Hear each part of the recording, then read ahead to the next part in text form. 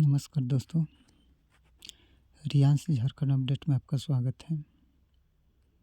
तो चलिए हम आज जानते हैं कि 2024-25 में कार्य को लेकर के एक प्रस्ताव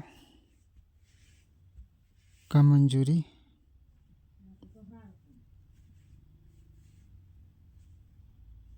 मिला है और वित्तीय वर्ष में क्या क्या कार्य और कितने रुपए खर्च हुए हैं। तो चलिए हम आगे जानते हैं कि वित्तीय वर्ष 2024 में और 25 में 1.29 लाख करोड़ रुपए का बजट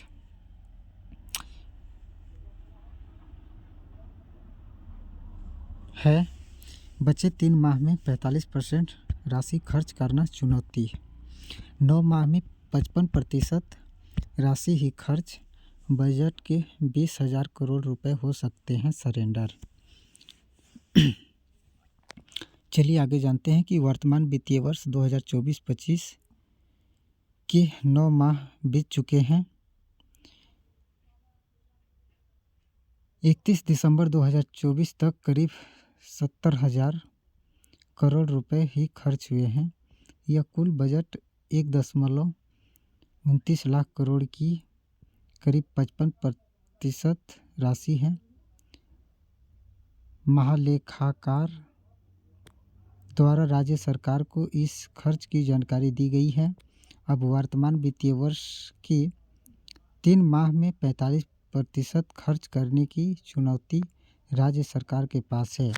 पिछले वित्तीय वर्ष 2023 और 24 में इन 9 माह की अवधि में करीब 65,000 करोड़ रुपए खर्च हुए थे। उसकी तुलना में इस बार करीब 5,000 करोड़ रुपए अधिक खर्च हुए हैं।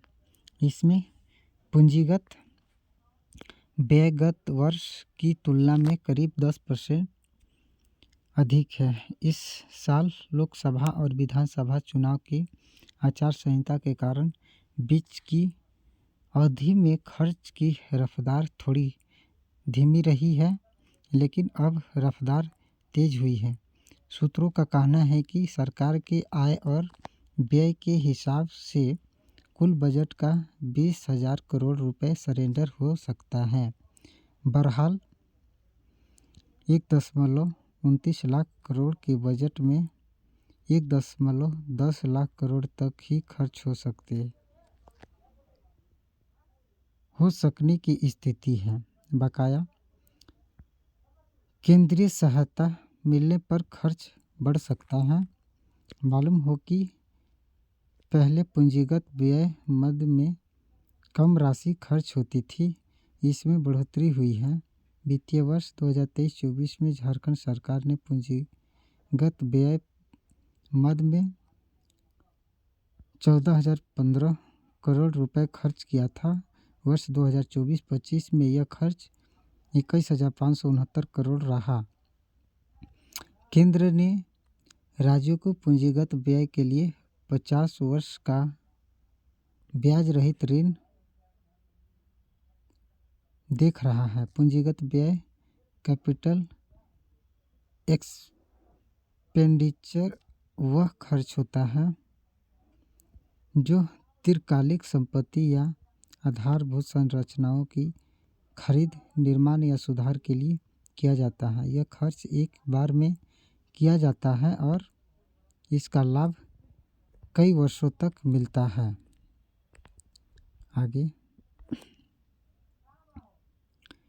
31 दिसंबर 2024 तक करीब 70,000 करोड़ रुपए ही खर्च हो सके हैं। 10% अधिक पूंजीगत व्यय इस बार हुआ है। पिछले वर्ष की तुलना में 65,000 करोड़ खर्च किए गए थे। वित्तीय वर्ष 2023-24 की 9 माह की अवधि में 31 दिसंबर तक 28,253 करोड़ रुपए ही भू राजस्व में वसूली हो सकी है। चलिए आगे जानते हैं। महालेखाकार ने राज्य सरकार को खर्च की जानकारी दी। कारण क्या? राजस्व वसूली 56.85% थी। चालू वित्तीय वर्ष के 9 माह में राज्य की राजस्व वसूली 56.85% ही हुई है। वर्ष 2024-25 में सरकार का अपना राजस्व जुटाने वाले वाणिज्य, कर विभाग, उत्पाद विभाग, खनन विभाग, परिवहन विभाग, भू राजस्व एवं निबंधन विभाग की वसूली का लक्ष्य 49,700 करोड़ है। 31 दिसंबर तक 28,253 करोड़ रुपए ही वसूली हुई है। यह राजस्व लक्ष्य से 21,447 करोड़ रुपए पीछे हैं। विभिन्न योजनाओं के लिए केंद्र से राज्य को 16,900 करोड़ मिलना है। इसमें से अब तक करीब 5,000 करोड़ ही मिला है। वित्तीय प्रबंधन, खजाने की स्थिति संतोषजनक। जानकारी के अनुसार वैसे खजाने की स्थिति मोटे तौर पर संतोषजनक है।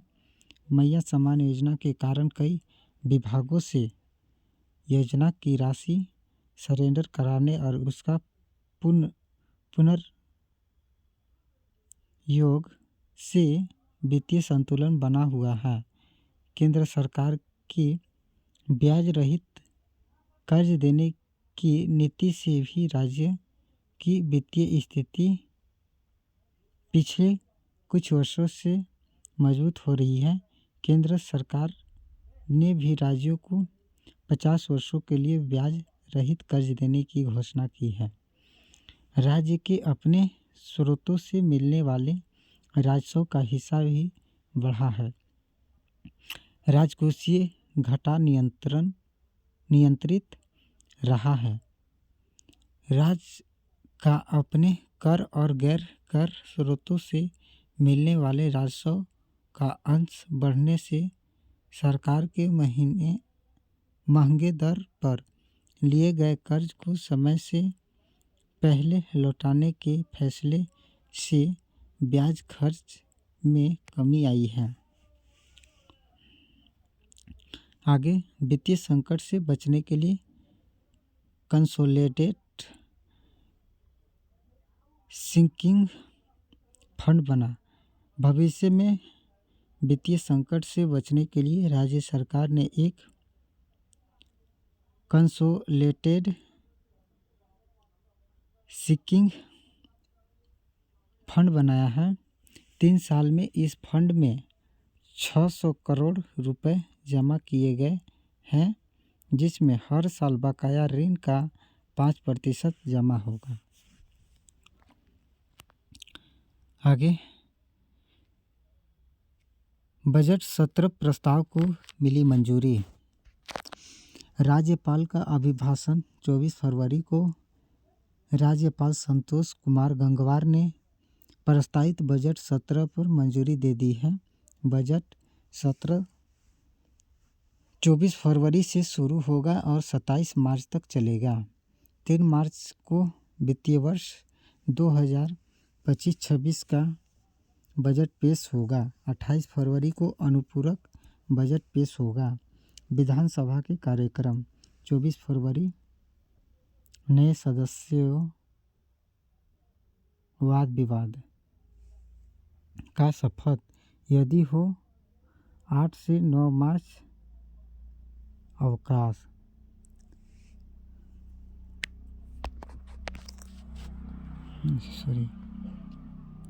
यदि हो राज्यपाल का अभिभाषण एवं शोक प्रकाश।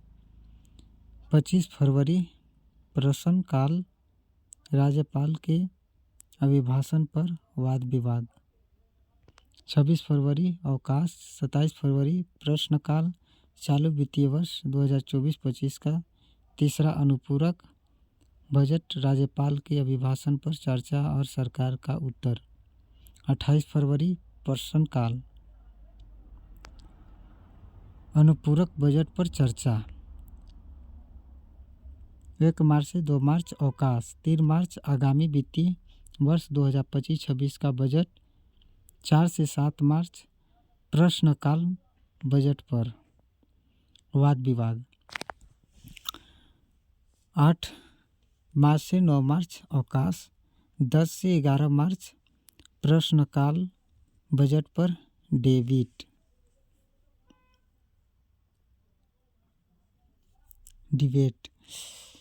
12 से 16 मार्च तक अवकाश। 17 से 21 मार्च तक प्रश्नकाल बजट पर वाद विवाद। 22 से 23 मार्च अवकाश। 24 मार्च प्रश्नकाल बजट पर वाद विवाद विनियोग विधेयक। 25 मार्च प्रश्नकाल राजकीय विधेयक। 26 मार्च प्रश्नकाल राजकीय विधेयक और अन्य राजकीय कार्य। 27 मार्च प्रश्नकाल राजकीय विधेयक और गैर सरकारी संकल्प।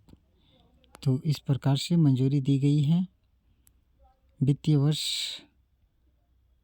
के कार्य को देखते हुए नए सत्र में प्रस्ताव को मंजूरी मिली है इस प्रकार से।